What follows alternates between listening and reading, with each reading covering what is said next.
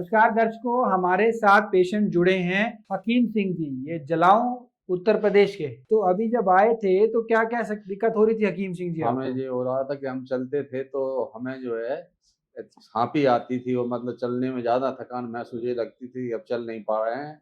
और चलते चलते जो बैठने की वो होती थी, बैठ जाएं, और थकान ज़्यादा होती थी और कोई काम करने में ताकत नहीं रहती थी शरीर में। और अब जो है हम थोड़ा मतलब चल लेते हैं और पहले से जो है अच्छा महसूस कर रहे हैं। अच्छा, पहले आप चल भी नहीं पा रहे थे? हाँ, चलते थे तो थकान आती थी, ये लगती बैठ जाओ, हाँफी चलने लगती थी। अच्छा, सांस बहुत हाफी बहुत ज्यादा होती हाँ, थी, सांस बहुत ज्यादा फूलती थी, किडनी की समस्या है इनको, तो हाफी ज्यादा आती थी। हाँ, थोड़ा बहुत चलते थे फिर बैठना पड़ता था। बैठना पड़ता था। अभी चलते हैं तो अभी हाफी नहीं आ अब रही। नहीं बैठना पड़ता। और क्या क्या समस्या हो रही थी उस समय आपको? पहले जो है हमें उल्टी होने लगी थी और जो है बुखार भी आने लगा था उसकी वजह से, हम्म।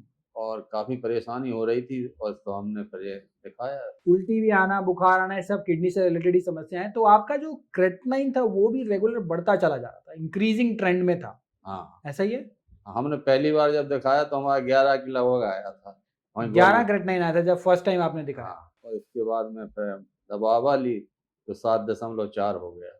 अच्छा, तो बहुत अच्छी बात है कि 11 तक क्रेटनाइन चला गया था। जब आप आए थे तो क्रेटनाइन लेवल 11 था, उस समय डायलिसिस बोल दिया था आपको नहीं, जलाओ में? डायलिसिस हमने नहीं करा, डॉक्टर कह रहे थे वहाँ ग्वालियर में कि आप डायलिसिस करा लीजिए, हमने कि डायलिसिस नहीं करवाएंगे हम तो, अच्छा, ये रिपोर्ट्स इनकी ग्वालियर की हैं। अच्छा, ग्वालियर में क्या बताया डॉक्टर ने आपको? कि आप डायलिसिस करवा लीजिए। अच्छा, डायलिसिस बड़ा एक भयंकर नाम होता है और बहुत सारी समस्याएं उसमें बनी रहती है। तो डायलिसिस आपको ग्वालियर में बोला लेकिन आपने नहीं कराया, लेकिन क्रेटनाइन आपका 11 था। उसके बाद आप यहाँ पर आए और आपको सिम्टम्स में, यानी कि जो हाँफी आ रही थी और जो आपको उल्टी आ रही थी, वो सब में आराम मिला है। आराम मिला। कितना आ रहा है अभी?